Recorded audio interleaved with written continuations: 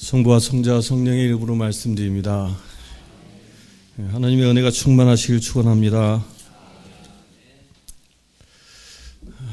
우리 옆 사람들에게 고백합시다. 당신은 욕심이 없는 분입니다. 시작.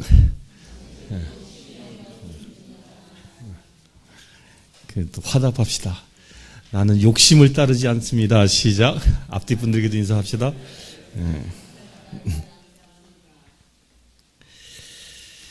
욕심에 의하여 사는 자가 아니라 하나님의 말씀에 의하여 사시길 축원합니다.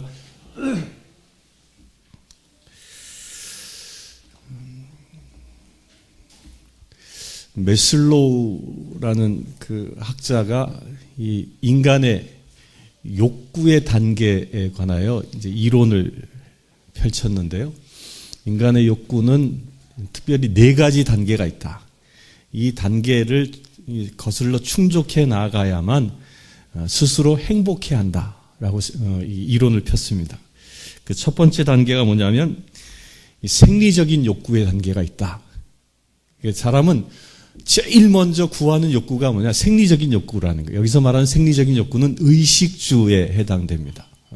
먹고 마시고 입고 자고 이런 의식주의 욕구를 충족하기 위해서 매진한다는 거죠. 그렇죠? 누구나 다 무엇을 최우선시 삼아요? 먹고 사는 걸. 먹고 사는 걸. 근데 요즘은 이 먹고 사는 것에 대하여 최우선시하지 않습니다. 왜 그럴까요? 요즘은 먹고 배불리 사는 것에 보다도 어디에 더 가치관을 두고 있어요? 이게 다이어트에 가치관을 두고 있어요. 옛날 60, 70년대만 하더라도 이 사장님이라는 명칭을 이렇게 썼잖아요. 특히 이걸 사장님이라는 명칭을 누가 제일 많이 썼냐면 다방 그 커피 배달하시는 그 아가씨들이 제일 많이 썼어요.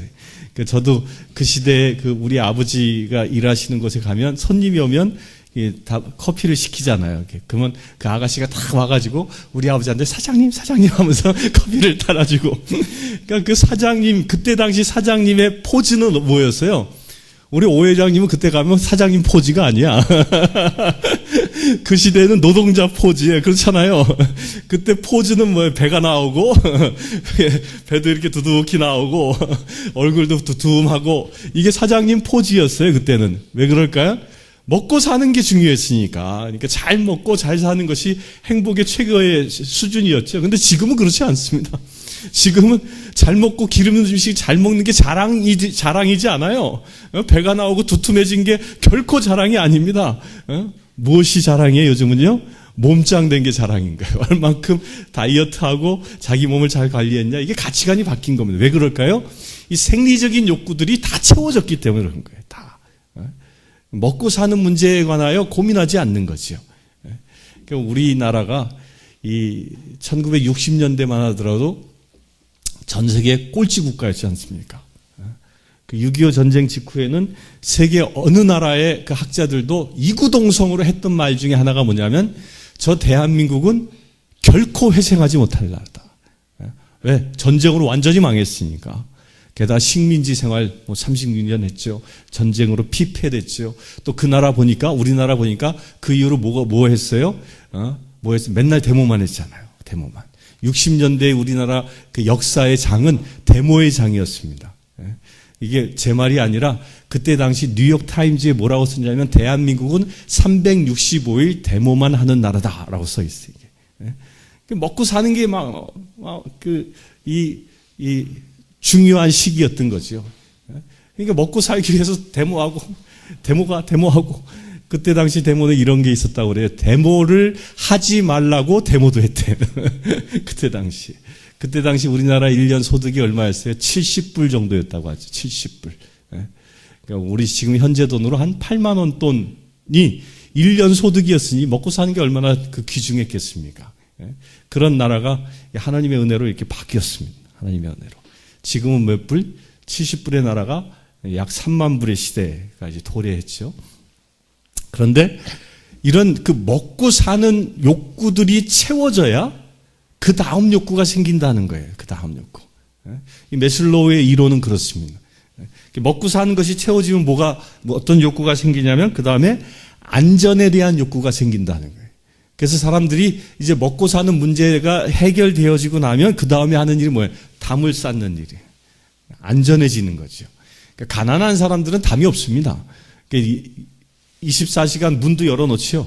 장구지 않습니다. 옛날에 그랬잖아요. 가난한 시절에 장구지 않잖아요. 왜? 가져갈 게 없으니까.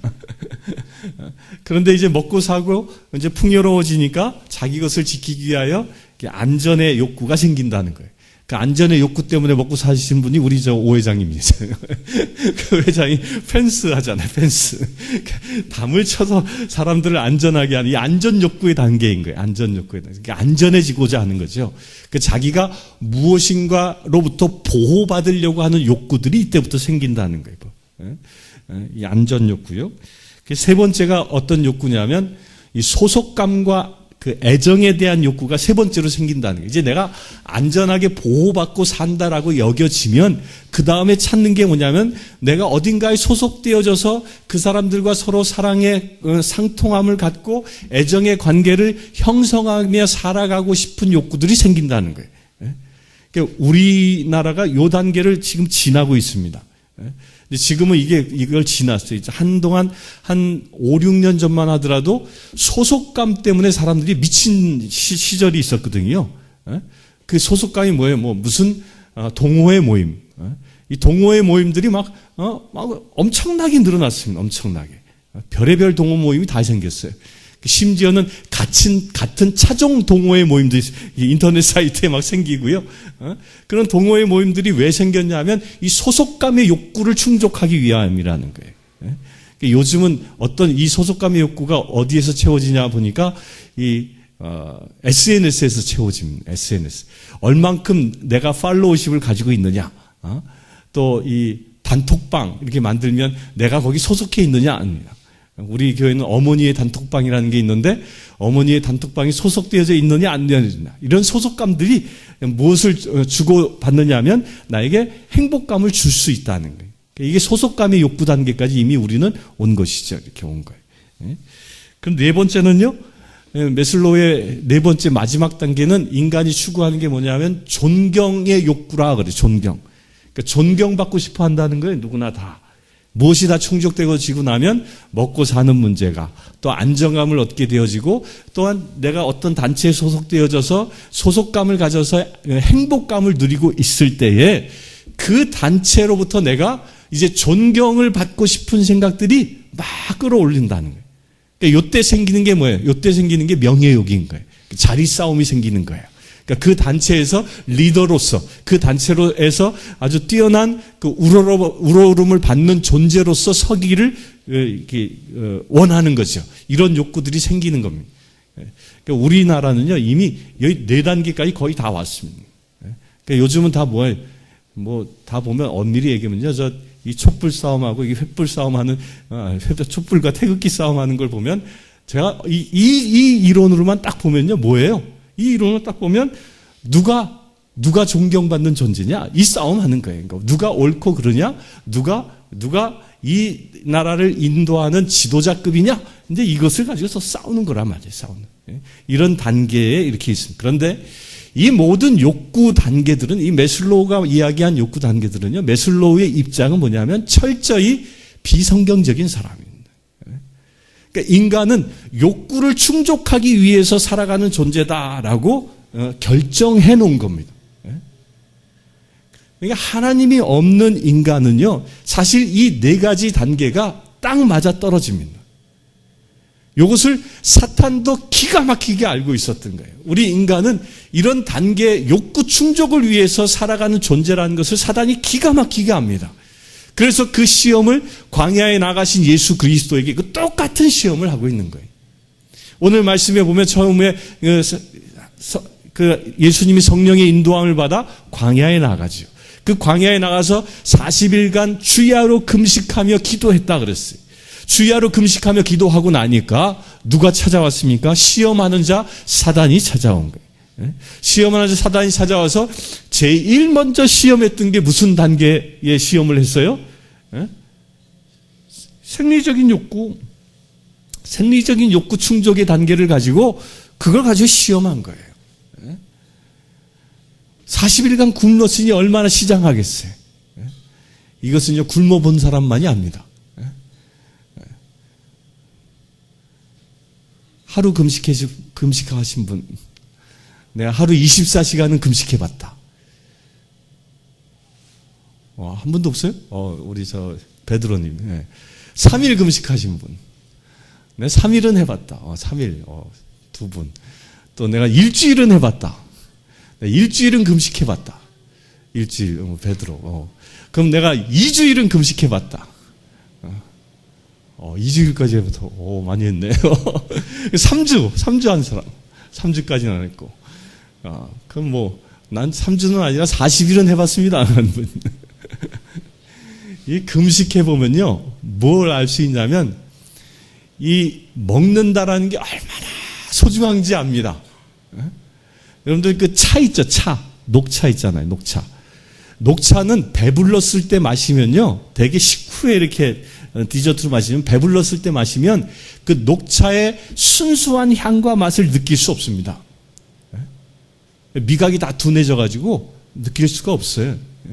근데 녹차가 가장 그 녹차의 순수한 맛을 아주 100% 느낄 수 있는 단계가 어느 때냐면 한 7일 금식하고 나서 녹차를 마셔보면요, 녹차가 정말 훌륭한 차라는 걸 압니다.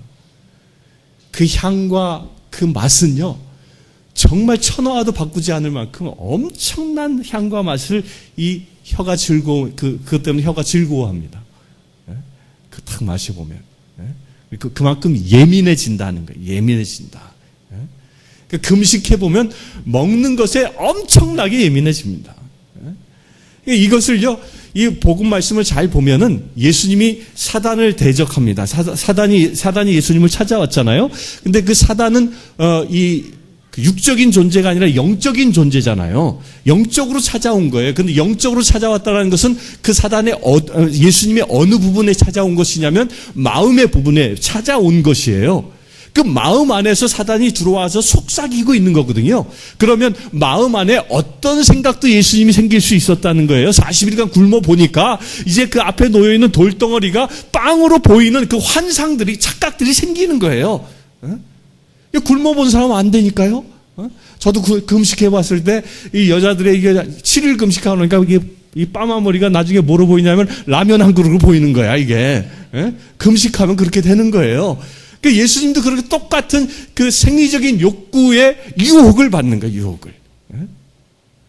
그런데 예수님은 어떻게 하셨습니까? 사람이 떡으로만 살 것이 아니라 하나님의 말씀으로 산다라고 하면서 그 생리적인 욕구의 유혹을 단호히 물리치신다는 거예요. 여기에 중요한 포인트가 있는 거예요. 예수님은 이 땅에 오셔서 우리의 사람의 모습으로 이 땅에 오셨습니다. 그런데 사람의 모습으로 이 땅에 우리가 똑같은 모습으로 오셨지만 예수님은 단순히 욕구 충족에 의하여 살아가는 존재가 아니라 하나님의 말씀에 의하여 살아가는 존재임을 천하만민에 선언하고 있는 것입니다. 저와 여러분들은 어떤 분입니까? 그런 예수님을 따라 사는 존재입니다. 따라서 욕구에 의하여 따라 사는 자가 아니라 주의 말씀에 의하여 따라 사시길 축원합니다. 그게 그리스도인들입니다. 그리스도인들. 그리고 두 번째로 사단이 유혹합니다. 사단이 어떻게 유혹합니까? 성전 꼭대기에 데리고 올라가서 뛰어내려 보시오. 그러면 천사들이 당신을 쫙 받쳐서 돌에 부딪히지 않게 할 것 아니요? 이 성경에 써 있는 말씀이죠. 그로 유혹합니다. 메슬로의 단계로 의하면 이게 뭐야? 안전에 대한 욕구죠. 보호받는 욕구, 보호받는 욕구. 이런 욕구를 가지고 사단이 그대로 시험하고 있는 겁니다. 우리는요, 이 욕구는 뭐와 같은 것이냐면, 우리를 보호하고 나를 지켜 주시는 분은 누굽니까? 그런 분은 누구예요? 하나님이신 거예요. 그런데 어느 순간부터 보이지 않는 하나님보다 내 눈으로 보고 이성적으로 그 용납이 되어지는 어떤 안전한 가시적인 것을 통해서 내가 안전을 보장받고 싶어 하는 겁니다. 이게 욕구의 단계입니다. 이게 안전에 대한 욕구. 여러분들, 하나님이 내 옆에 계신다는 것을 확신합니까? 내가 이 세상을 살아가면서 주께서 나와 동행하시고 나를 지켜주신다는 그 믿음의 고백을 하십니까? 이런 믿음의 고백을 주님은 우리에게 원하시는 거예요.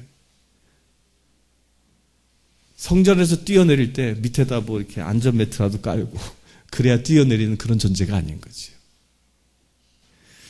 그 나이아가라 폭포 미국에 가면 있잖아요. 그 나이아가라 폭포가 이렇게 캐나다와 미국을 가로질러 있는데 거기에 이 그 외줄타기 하는 분이 줄을 걸어놓고 장대 하나를 들고 왔다 갔다 한 거예요. 사람들이 그걸 보고 그냥 감동을 받았죠. 그 이제 이 사람이 외줄타기 하고서 딱 내렸어요. 내리고 나서 이제 인터뷰를 하는데, 또 갔다 올 수 있습니까? 그러니까, 또 갔다 올 수 있죠. 그래요? 그럼 이제 그 사회자가 또 물어보기를, 그러면 당신 이렇게 사람을 하나 업고 건너갈 수 있습니까? 그랬더니, 가능하다는 거예요. 그러니까 사람들이 막 박수를 치고 참 대단하다 그러는 거예요. 네? 대단하다. 그래서 막 그 사람의 그 용기에 막 감탄을 했어요. 그래서 이 외줄타기 한 사람이 한 사람을 딱 지목하고, 당신은 내가 사람을 얻고 저길 건너갈 수 있다는 거 당신 믿습니까? 그랬다는 거예요. 그러니까 이 사람이 아이고 믿죠. 막 서너 번씩 그렇게 왔다 갔다 했는데 당신이라면 가능할 겁니다. 그러는 거예요. 그러니까 이 사람이 하는 얘기가 이 외줄타기 한 사람이 그럼 당신 나한테 업해봐. 내가 건너가 볼게. 그랬더니 이 사람의 반응은 어떻게 했을까? 주랭날 치더라는 거예요. 안전을 보장받지 못하는 거죠. 사람은 자기의 눈으로 확인되어지는 안전한 가운데만 머물려 하는 거예요.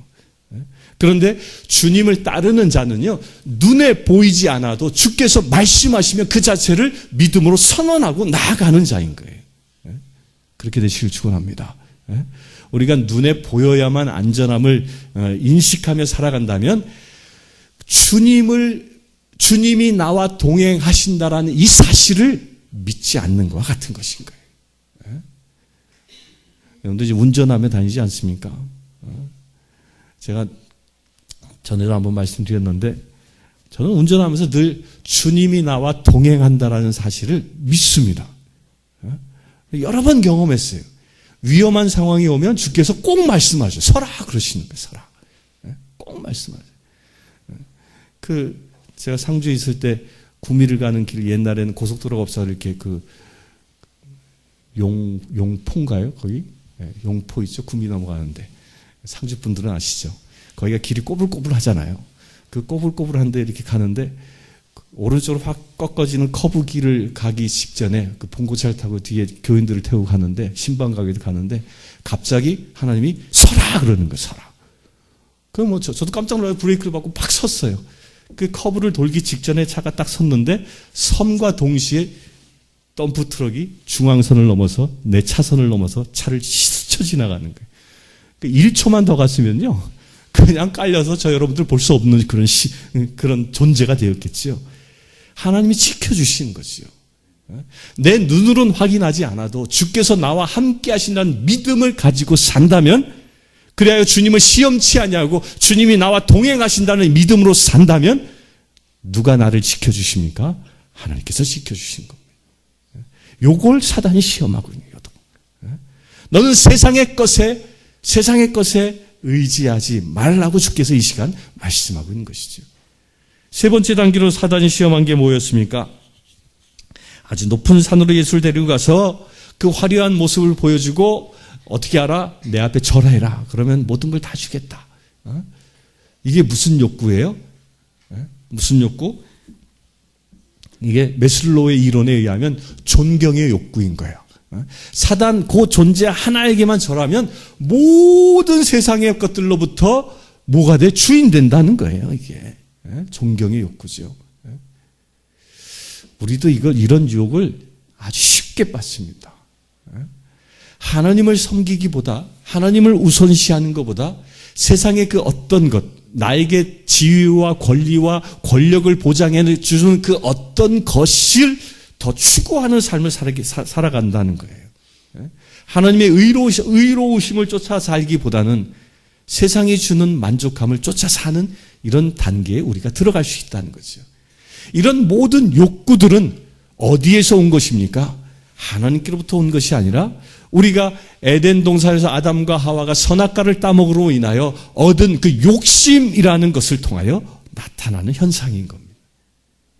이 사순대제 기간 동안에 이 첫 사순대제 첫 주일에 예수님께서 광야에서 40일간 금식하시며 사단의 시험을 받으신 본문이 채택된 이유 중에 제일 중요한 이유가 뭐냐면 바로 이런 욕구들, 내가 그동안 나의 욕심을 따라 산 존재였다면 이 사순대제 기간 동안은 나의 욕구를 따라 사는 존재가 아니라 하나님의 말씀을 따라 사는 존재로 나를 변화시키라는 그런 메시지인 것입니다. 우리 한번 여기에 도전하시길 바랍니다. 우리 사순대제 기간 또 매일매일 여기 한번 도전하시길 축원합니다. 저도 이걸 보고 있습니다. 이걸 보고 있는데 참 좋은 말씀들이 굉장히 많아요. 이게 라몬 수사란 분이 아주 탁월한 영적인 해지력을 가지고 말씀을 묵상하고 있더라고요. 저도 이걸 보면서 은혜 많이 받습니다. 매일 이걸 가지고 묵상하십시오. 말씀을 보십시오. 이 말씀을 보고 이 말씀을 내 안에 영의 양식으로 살아갈 때 그럴 때 얻어지는 은혜가 뭐냐면 내가 욕심을 따라 살았던 나의 삶이 하나님의 말씀으로 살아가는 삶으로 바뀌기 시작하는 겁니다. 욕심으로부터 승리하여 늘 주의 말씀을 청정하고 날마다 승리하며 살아갈 수 있는 비밀은 바로 이 하나님의 말씀을 나의 양식으로 삼을 수 있는 것입니다.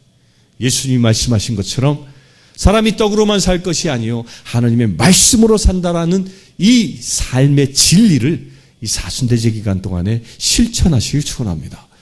여러분들 이거 비싼 책입니다. 이거요. 이게 무려 13,000원짜리입니다. 13,000원짜리. 여러분들에게 거저 주는 게 아닙니다. 왜 교회에서 이것을 사서 여러분들에게 드리겠습니까? 40일간 영의 양식을 얻어서 육과 영이 강건한 주의 자녀되라고 드리는 것입니다. 저도 고민 많이 했어요. 이거 돈 받고 팔까? 그러나 거저 받았으니 거저 주라는 말씀을 하나님께서 주셨기 때문에 거저 드리는 것이죠. 이것은 거저 받는 것이 아니죠. 이걸 어떻게 하라? 나의 영의 양식으로 삼으시길 축원합니다. 그래서 사순대제가 끝날 때쯤이면 예수님처럼 40일간 승리하신 것처럼 여러분도 이 세상에서 사단의 모든 유혹과 모든 악한 권세로부터 승리할 수 있는 믿음의 지체 되시길 주의 이름으로 축원합니다. 성부와 성자와 성령의 이름으로 말씀드렸습니다.